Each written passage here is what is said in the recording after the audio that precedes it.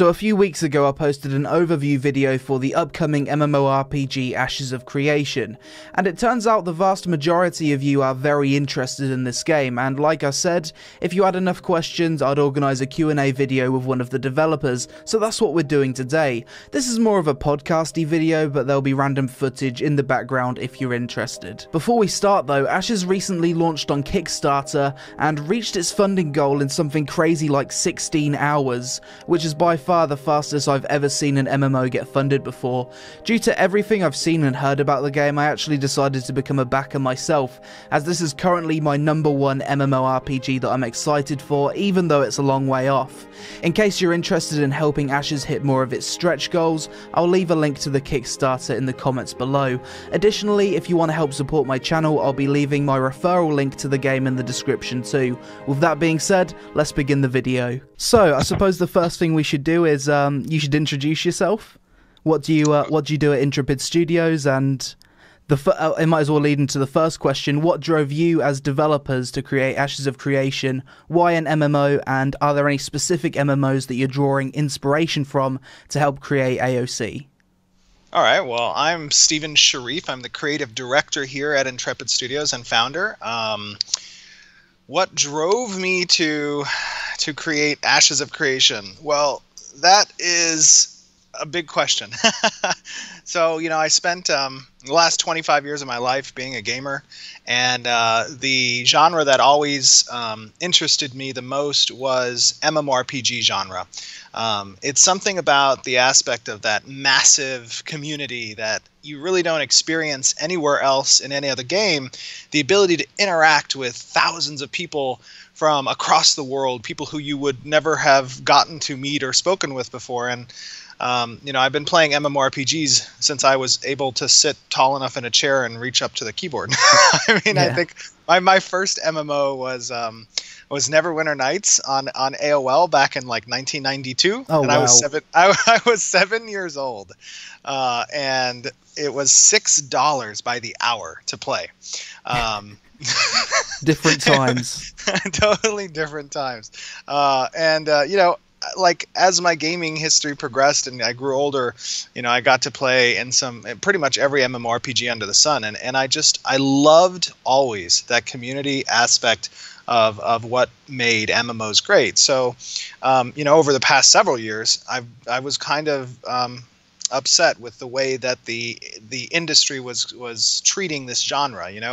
It became like super pay to win and this like total cash grab atmosphere, and it felt like, and it just felt like they were not putting the tender love and care that the genre was deserving. And I wanted to change that. And I just wanted to represent the gamer's passion from a development perspective.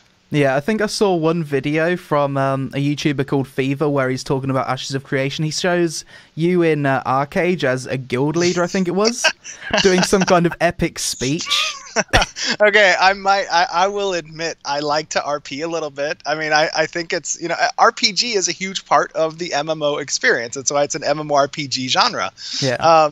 And I think it's fun for my community of my guild to experience their leader, doing a little RP kind of speech before the battle. Actually, I took that speech that he showed was from Independence Day, and I just kind of changed it to be more reflective of the game. Oh, I thought you was just coming up with it as you was going. No, I took the Independence Day speech and I replaced, some of the words to reflect locations in the game and our guild and all that kind of stuff. And it was a lot of fun. That was good times. Awesome. So the next question we have is, as you're probably aware, combat is a core aspect to any MMO, and in the past we've seen it can really make or break a game. Can you tell us a bit about the combat in Ashes of Creation and your design principles behind it? Yeah, no, that's a huge part of what our design philosophy entails when creating Ashes of Creation is how to find that comfortable blend between combat that reflects both the player's skill as well as their progression in the game. And a lot of times in the past, MMOs have either been too far on one end or the other. But we want to create a very, very healthy balance between what players are capable of in combat that includes strategy, that includes skill, and includes progression, and we don't want to have it too balanced on one end or the other. So no, you're not going to see somebody who's epically geared just pooping on on everybody who may not have the skill associated with that gear. You're going to see a potential for people who are skilled to compete with people who are epically geared. There's going to be a plateau to what gear can do. So are you thinking more along the lines of action combat, tab targeting, or somewhere in between? That's a good question. So we're doing a little bit of a hybrid.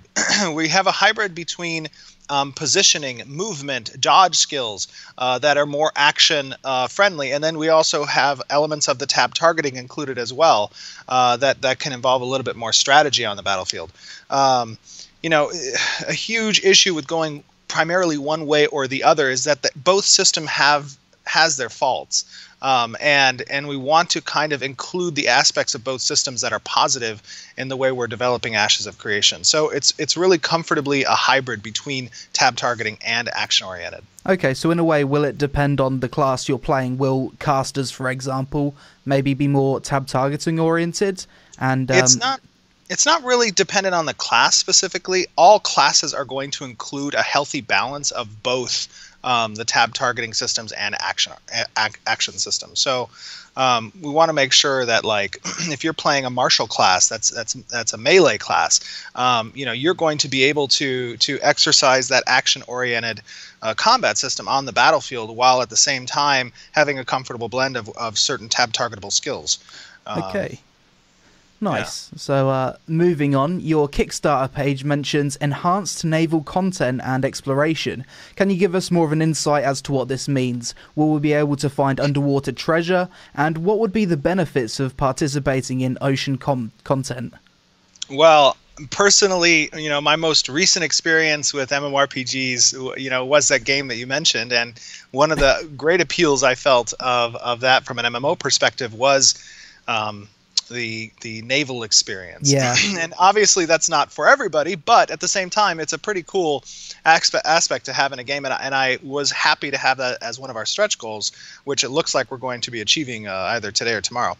But the expanded ocean content is going to include different classes of ships that players can utilize on the open seas and conflict on the high seas, and it's going to take our caravan system and move it to sea trade routes. It's going to include expanded environments under the water that players can participate in, whether it be dungeons or treasure finding.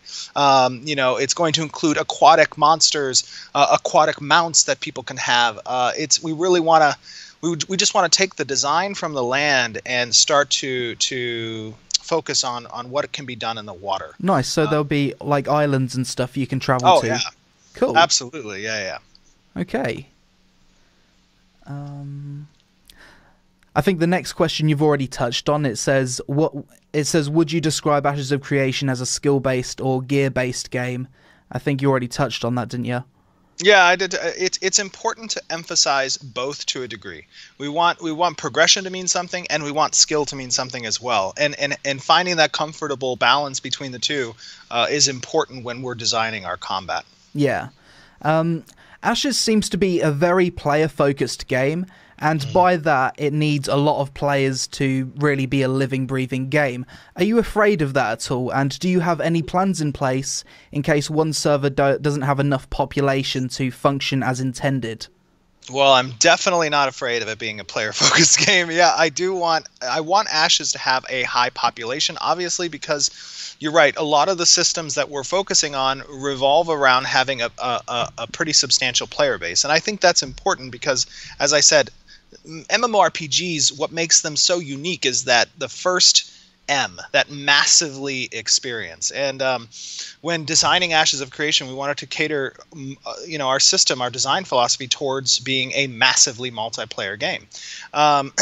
If ever in the future, there was a circumstance where one server might experience some population decline, we have definitely considered how we could go about integrating that server population into another server, doing a server merge, so to speak.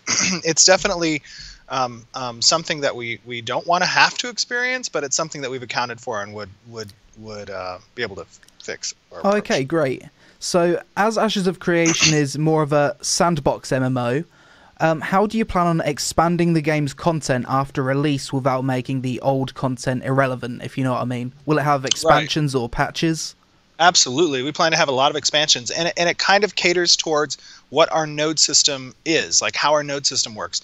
The expansion content that we would include in the game would be potentially new areas or new race or expanding the avenues of content from node development. So at each stage there would be additional quests that become available. There would be additional bosses. There would be additional lore and arcs that could lead away from the story and the narrative.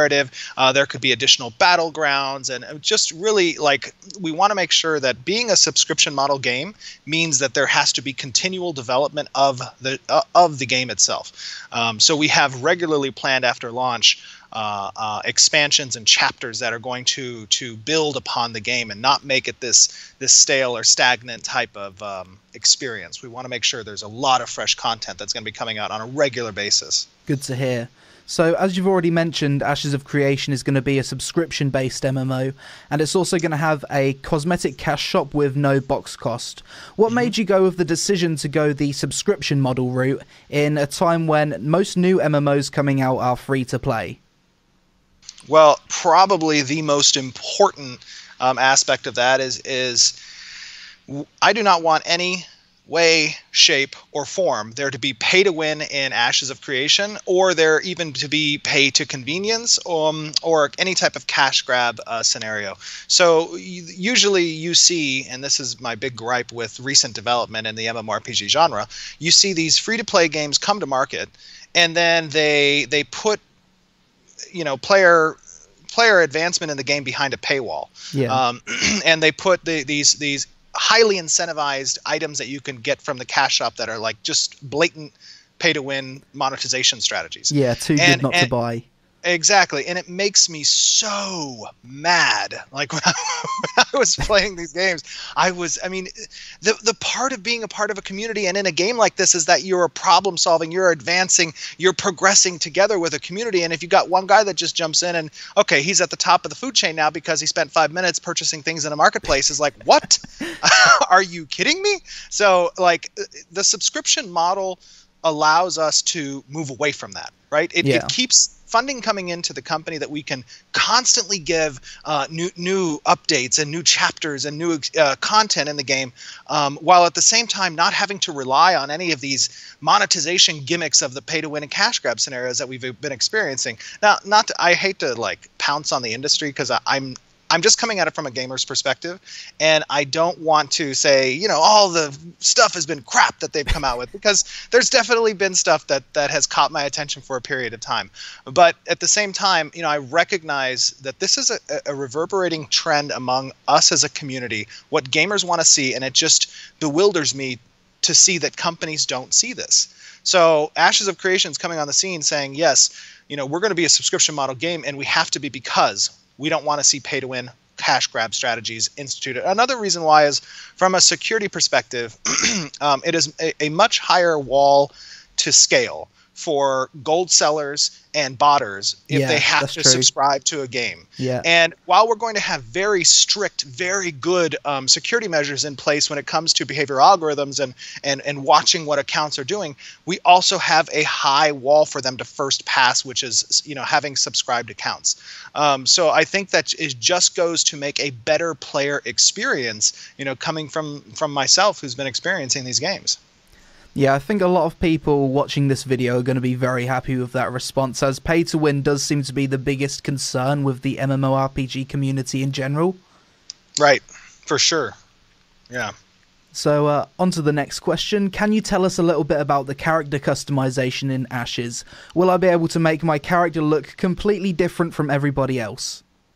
So we want to definitely make sure that that in our MMORPG Ashes of Creation, you as a character can stand apart from other people. I don't want Joe Sword 1 and Joe Sword 2 to be standing in this beautiful immersive world and then these characters look, the same thing. They're twins.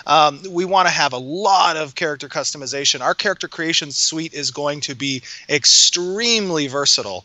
And there's going to be a lot of ways for players to have their own identity represented through their avatar, through their character. So do you mean things like costumes, tattoos, lots of different hairstyles? Yeah, costume, tattoos, hairstyles, brooches, pins, jewelry. You're going to see different representations of armors and transmogs. You're going to see a lot of custom stuff too that like crafters will have the ability to change the appearance of, kind of unique to themselves on these items. There's a lot of great technology that's available today. It's not your MMORPG from 15 years ago, 10 years ago. We have the ability, especially with Unreal 4 and our own customized backend, to create this different realm of character customization. There are some games out there that have come out recently that actually have done this very well. We plan to be the best in that regard. Nice. So, like, everything my character's wearing will be pretty much visible. Oh, yeah. We have, I think, 8 distinct armor pieces that have visibility. Wow. We have. We're definitely planning for a high customization point. Yeah. Yeah. This next question might be a difficult one, but I thought I'd throw it in there anyway. Can you give us a rough idea of what the system requirements will be, and do you plan on adding any optimization modes for people with mid to low end rigs? Right. So, that is a little bit of a difficult question because we're still, a year and a half, 2 years away from a live launch. And the system requirements at that time, I don't know what the answer to that question is right now. I think that the answer is, something that's been built in the past 4 years is going to be playable, obviously. Yeah. 4 to 6 years, I think, is what my technical director told me. But, the answer to that is Unreal 4 offers a lot of customizable options on the player's end. What you want to render, how you want to render it, how you're going to scale it down. So players will have the ability to scale either the most beautiful, amazing graphics you've ever seen in your life because we have that already, or scale that down to something that's more performance oriented. Yeah. I think that Unreal 4 allows us to have a lot of customization to unlock a lot of customization for what players are going to be seeing in the game. Okay, this isn't a question that I've got written down or anything, but whilst we're on the topic, what made you choose Unreal Engine 4 in comparison to other engines? Because I can't really think of any other MMOs that run that so far. Right. So, Unreal Engine 4 gives us access to the source code. We can use the front end and get up to running quickly on presenting a world, and then at the same time on the back end we can just rip out everything and build our own back end for specifically our networking needs because of how we're designing this game to include huge battles on the siege field of either nodes or castles, and have these battlegrounds that are going to exist where hundreds of players are going to be participating. Yes, that hasn't been done with Unreal 4 before from an MMORPG perspective, but we're not using Unreal 4's back end. We're creating our own, and we have 2 amazing engineers on the team, Kevin and Jason Crawford, who have spent over 15 years specifically on MMORPGs, having built the back-end systems of EverQuest 1, EverQuest 2, Vanguard, Star Wars Galaxies. These guys know what they're doing, and all of our back-end and networking code is going to be facilitating these design theories in the game. Okay, great. So, as of recent, we've had a lot of Eastern MMOs primarily coming over to the West, and I know something a lot of people are quite interested in is how much of a role will RNG play in Ashes? Oof. Oh man, I tell you what. So as a gamer, dealing with RNG just made me go crazy. There would be, and coupled with especially like a pay-to-win aspect. Yeah. I'm not gonna name the game, but there was an RNG box. There was an RNG box, and in this box was this bear. And the bear didn't do anything for you in the game. It was just a really cool looking bear, and I wanted the bear. So I don't even know. I spent like probably $300 on this stupid box, like just buying a whole bunch of these boxes, and I couldn't get the frickin' bear from the box. And I was so upset, and I finally got the bear. And literally the next week they released the bear on the cash shop. Wow. For like $5. And I mean, literally I was ready to just throw my computer away. I was so mad. So, RNG is not going to play a role in Ashes of Creation. I mean, there are going to be some systems that when it comes to maybe, and this isn't decided yet, maybe when it comes to over enchanting certain things, that could have an element of RNG. But when it comes to crafting, when it comes to items in the game, there's not going to be, when it comes to even cosmetics, there's not going to be any RNG associated with it. There might be some RNG associated with the drop tables of certain monsters, obviously. But other than that, no. Like crafting will have set recipes and achievements and all that kind of stuff. That's good to hear. It seems to be more free-to-play MMOs that are heavy on the RNG, because you can kind of like pay to avoid it usually. Absolutely. So we already know Ashes will have many different types of weather, seasons, and terrain. Will this affect gameplay in any way, or is it just purely aesthetic?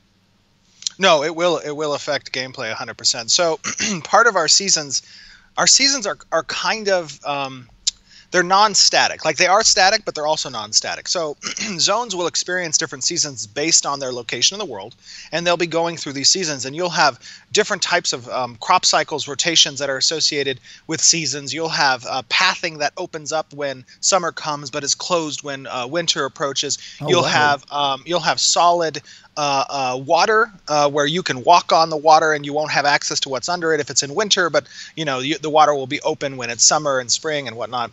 And then you'll have events that bring with it weather. And if some winter dragon appears because a node has developed to stage 4, and that dragon brings with it, the eternal winter. And if players don't kill that dragon, the winter stays. You know what I mean? Okay. Like that's going to affect a lot of different gameplay stuff. So yeah, we want to really make the environment immersive and actually affect gameplay. Yeah, that's really good to hear. So it's more like you're in a real living, breathing world rather than just something that an MMO says, basically. Right. Yes. Yeah, that's a real living world that reacts to you and needs your activity to change it. Yeah. Great. Will this game be IP blocked, and what server regions will the game have available, such as EU, US, Oceanic? So we're planning to launch with EU, NA, and Oceanic servers. On launch, wow. Yes, on launch. And in addition, what was the question? IP blocks. Yeah. IP blocks. I don't think we're going to be planning IP blocks. No, I do not think we are. Yeah. I think you're self-publishing Ashes, aren't you? So that's usually something to do with publishers, isn't it? If you use an external publisher. Correct. Yeah, that's right. And we are planning to self-publish, yes. Brilliant. If you had to reveal one concern about the game, what would it be? I know that's a really hard question. Ooh, that is a tough question. Actually, that's not too tough of a question.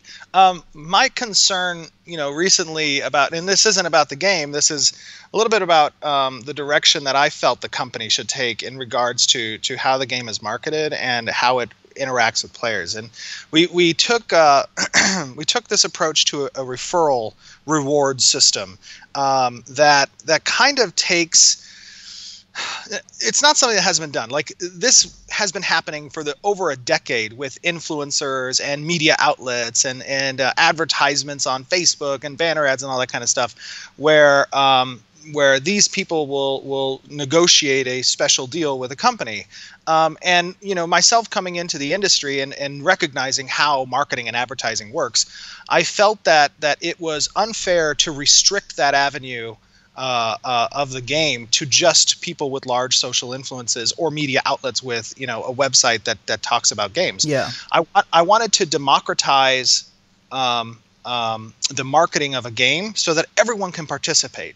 And I know that the majority of people are not going to have 100 people that they can refer to the game. They're going to have maybe 5, a few people. But the MMORPG genre is inherently a social genre that relies on the community to spread the word to everybody else about upcoming projects. And I just felt like this is something the community is doing anyways. Why should they not have an option to play for free in the game if they help to spread the word of the game? So that's where the referral system came from, and it's been sad for me to see, over the past week that there have been a few loud voices that come out and say things that are just completely untrue and just spread misinformation. And it hasn't been very prevalent, but it's important for people to recognize that we want players to have the option to benefit from their spreading the news, something they already do, something that community MMORPG is inherently focused on. Yeah. And that can come in the form of playing the game for free without having to deal with the monetization gimmicks of free to play. So you can pay for your entire subscription if you refer enough people. Absolutely. If you refer 7 people to the game, you are playing for free. Okay, so that's a nice alternative for the people that are really stuck for money. And I know a lot of people, they're just naturally going to bring their friends into a game because that's what people do with MMOs. Right. Absolutely. I mean, it is a system that's designed for the MMORPG genre specifically. Yeah. I mean, for first-person shooters, single-player RPGs, MOBAs, those types of things aren't as community-centric, community-driven as the MMORPG community. That's really the most unique aspect of the MMORPG community. And something that's already being done with media outlets and influencers, it just seemed unfair for me not to democratize that and open it up to everybody. That they're capable of actually getting rewards that can relate to, hey, playing the game for free, and even beyond that. It was just a no-brainer from my perspective. Yeah. Okay. What races do you plan to release, and will there be any benefits of picking one race over another? We are releasing 8 total races. Well, there are eight sub-races that are part of 4 parent races. So, the lore behind Ashes of Creation is that long ago, millennia ago, this world suffered a great calamity, and nobody really knows outside of legend and lore why that calamity occurred, and the peoples of this planet fled as 4 great races. And then over time, those races kind of split. Those 4 races kind of split into become 8 total. Now, as you're returning to this land, as these great divine portals have opened to bring you back, you're recolonizing, you're rebuilding and repopulating this world. You can come back as one of those 8 races, and races play an important role in the game. There are specific. So, our game is stat oriented. Which means that your stats relate to your abilities, your damage, your chance to land something. It's a stat-oriented game, and the races have different values for stats. So some races are going to be, probably the meta race when it comes to a certain class. That doesn't mean that classes are restricted to race. You can be any class in any race. Oh, okay. So there is no race locking for the classes. But we wanted players to be able to experience the game as the type of class you want to play with the type of race you want to as well. And races are also going to offer certain flavors to all the classes, certain racial augments that are available to your primary skills associated with an archetype. Yeah, I think something that will naturally happen with that system is, like, I'm sure you're aware, most MMO players, they do like to min-max. I'm sure people will just pick a certain race just to make the most out of a class. Well, there's a versatility with our class system as well. Let's say, for instance, you want to be a tank. Well, there are different types of tanks. There are tanks that are good against, really good against magic as well as physical, but really good against magic. Or there are tanks that are against physical damage. There are tanks that are evasion tanks. There are tanks that are just like straight damage mitigation. There are reflect damage tanks. There are, aggro-oriented PvE tanks. There's a lot of different types of a class, right? Classes can play specific roles out in the game, and there may be a meta for like what race combination with that class is good for which role you're wanting to go, but at least it leaves a diversity among that specific class with all the different races. Okay. To what extent will there be offline/idle progression in this game, such as hiring an NPC to work with the player, if any? We are. That's a good question. That's a very good question. So we're definitely experimenting with our freehold system and having, if a node progresses to a certain amount and the player-run government takes it in a certain direction, your freehold, which is where your farms will be, where your industry would be, where you could own a tavern or an inn there, and like if players visit your tavern or inn and they eat your food that you've crafted, or they sleep in your, bed or whatever, they would have a certain time worth of benefit while in proximity to your freehold if they're out XPing or doing quests and whatnot. So it's kind of like a player-run economy a little bit with the freehold system. Okay. But we're discussing potentially while you're being offline that you could have NPCs that like manage your crop rotations, or that like will sell the food for you, and that kind of stuff. And we might even be able to have an API, or excuse me, an interface with a mobile system that allows you to manage those NPCs while you're offline, and what crops they're laying down, or what inventory you're allowing for sale and stuff like that. Right, so it's not going to be the kind of game where you constantly have to be online just doing something AFK, because the main MMO I'm currently playing is exactly like that. I'm always have to be online just doing something. If not, I feel like I'm missing out. No, there's definitely things that can be done for the player while they're offline. And that will be seen mainly through economy aspects. Okay. That's good. So it's not like a full AFK game in like crafting and stuff. That's good. No. Great. What form of transportation will Ashes have, and will there be teleportation? Well, another thing that we're kind of sticking to when it comes to the design of the game is we don't want people to be able to fast travel everywhere. We don't even want really fast travel in the game. There is a potential for fast travel only for certain regions that advance their scientific node to the metropolis stage, which could take months to do. But that would be even specific only to that region and to the nodes within that region. But other than that application, there really is no fast travel in the game. So we want distance to mean something. We want players to travel the world, because the world is constantly changing, and what was there yesterday might not be there tomorrow. And that's kind of the take we have on our travel. Yeah, that sounds good, because I know a lot of MMOs, they introduce really convenient things when it comes to transportation and teleportation. People just end up sitting in a main city all day long, just teleporting and finding groups from a menu or something. No, that is not going to be the case. Yeah. This isn't a question I've got on my thing, but it's just something I'm wondering whilst we're on the topic. Will you have some kind of group finder, like some kind of menu? I'm sorry, say that one more time. Will you have a group finder menu like World of Warcraft, for example, where you can just press a button and find a group? We are not planning to include a group finder option.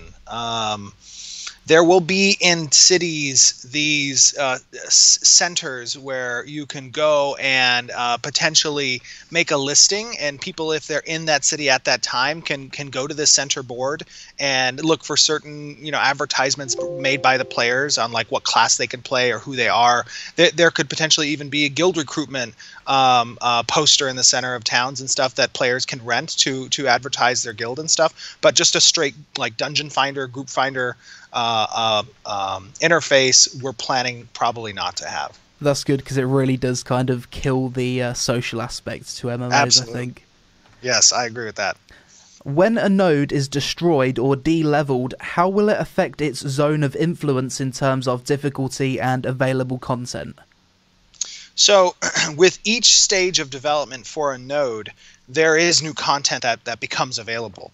And that content can relate both to the overarching narrative of the game, or individual narratives and quests that are become available, processing of certain materials, the transit of certain goods. It really, alters the landscape of that region.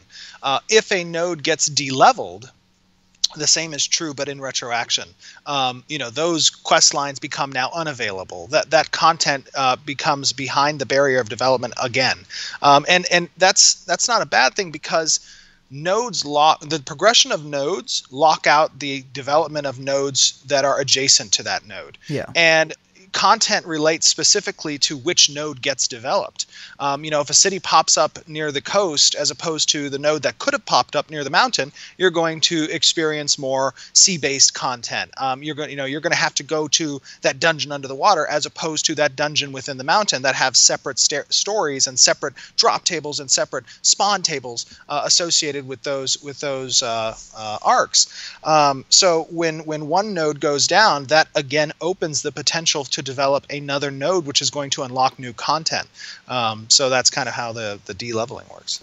Okay, nice. You've mentioned a lot about Ashes having a good mixture of PvP and PvE content. I think I've explained quite a bit about the PvP system previously, but what could we expect from the raiding in Ashes? That's a good question. So for me, as a gamer, having a blend of PvP and PvE, really the first step is making the world from a PvE perspective really diverse and very engaging. You have to have a strong PvE game if you're going to make PvP matter. Yeah. Which is why a large focus of our development in this game is including those epic raids, those 40-man raid groups that are going to take out the giant boss, the epic world boss, and having problem solving play a role, mechanics that players have to overcome, not just zerg the content, because that doesn't matter. You have to have very specific strategic gameplay involved with some of these giant raids. And at the same time, it's not just all about the raids. It's going to be about the dungeons as well, and it's going to be about the open world, out in the plains and the valleys, being able to party with other people and accomplishing certain goals that relate to the development of the world. So our PvE game is going to be very in depth. It's going to be very social centric, community centric. It's going to revolve around big guilds and small guilds. We want to have content that relates to everybody who's playing the game. Okay, so would you describe raiding in Ashes as something you would do more at end game? Just something you can only do at end game, or are there going to be large group-based content as you're leveling up? There will be large group-based content at every stage of the game. Yes. Okay. Wow. So will Ashes use the Holy Trinity of tank, healer, or DPS, or maybe something else? We definitely have influences from the Holy Trinity. That's for sure a part of our class structure to agree. But it's kind of more than just that. There's so much customization available to the player that when they're forming their class, their primary and secondary classes, and I may explain this now. Our class structure is you choose a primary class, and that primary class comes with your active abilities, and you choose from one of 8 archetypes. You have 4 martial and 4 arcane.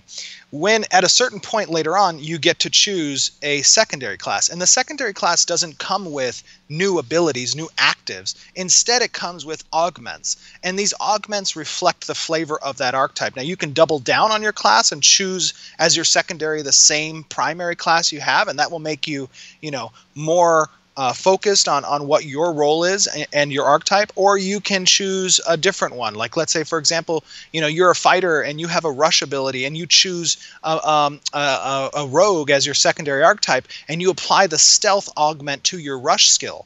Well, the stealth augment, previously you would, have a target, you would charge in that direction over time, and then when you reached the target, you would deal X damage and potentially some like knockdown, modifier, stun, whatever.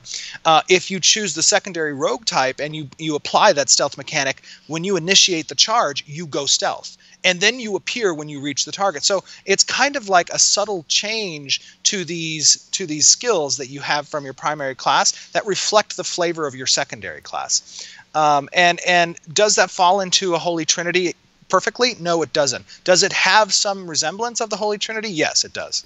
Okay, so if, for example, I wanted to be a tank, I could pick the fighter class, or whatever the tank class is, and have a few abilities from, like, the healing class, for example, and I could be a self-healing tank. If you chose the fighter as opposed to the tank? Whatever your tank class is, and then I chose some abilities from the healer. Yeah. Yeah, the tank. So we have tank, fighter, rogue, ranger. We have mage, cleric, summoner, and bard. Those are the 8 archetypes. So if you chose a fighter class and you then chose the tank secondary, yes, you could be a tanky fighter. Okay. So if I and- chose the tank main role and the Yes. cleric secondary role, I could heal myself as a tank.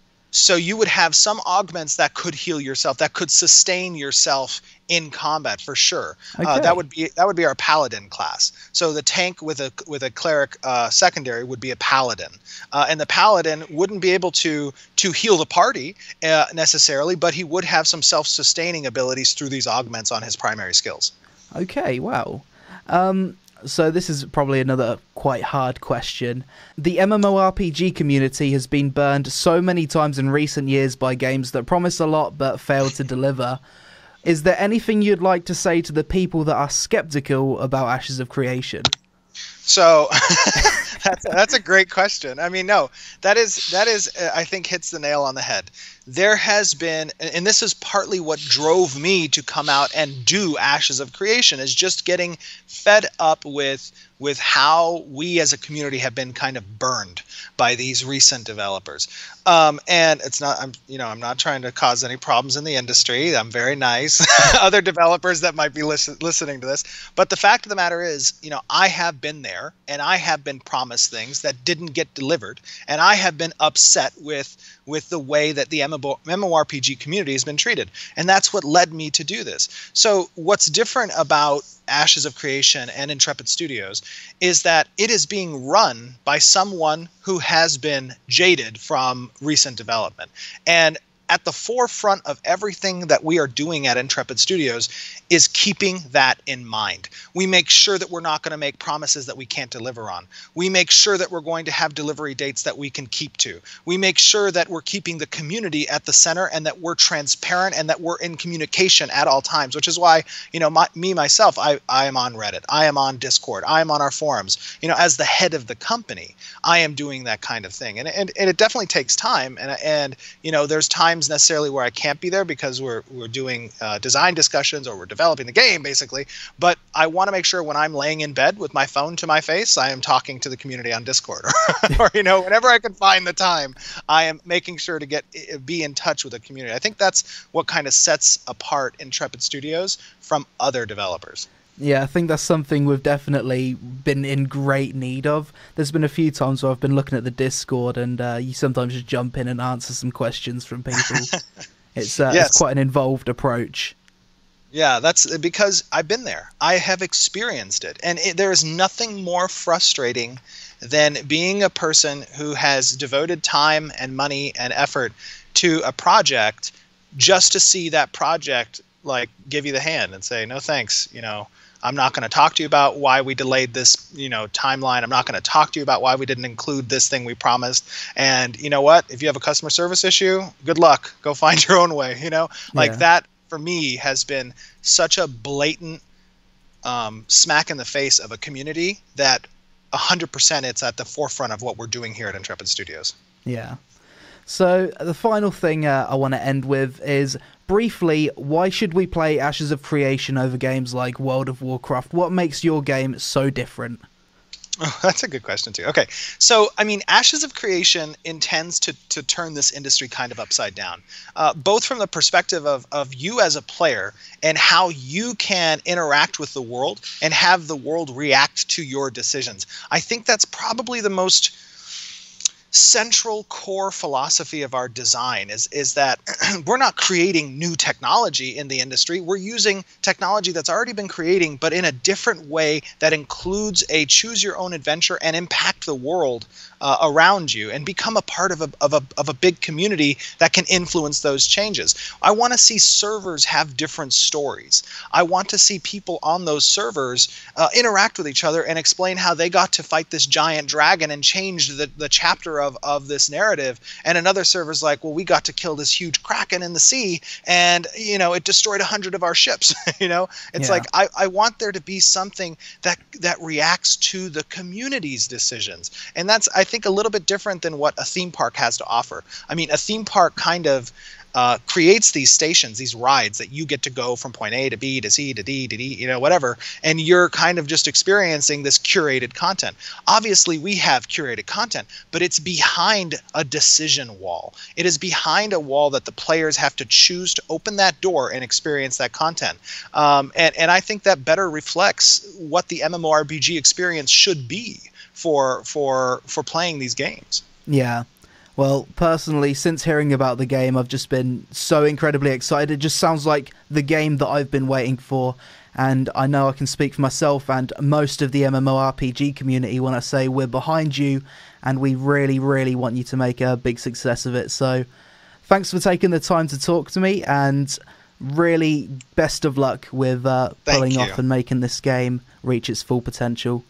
Thank you. We appreciate it. Thank you, Peon. So that's it for this video, guys. I really hope you enjoyed it. Before we end, I want to give a shout out to a small YouTuber called Def's Proxy, who's made a ton of Ashes of Creation videos talking about many different aspects of the game. So go check out his channel for more AOC videos. I'm going to do a live Q&A with the Ashes devs sometime next Monday on Twitch, so follow me over there and keep an eye out for that. I'll probably post a now live video before it starts so you don't miss it.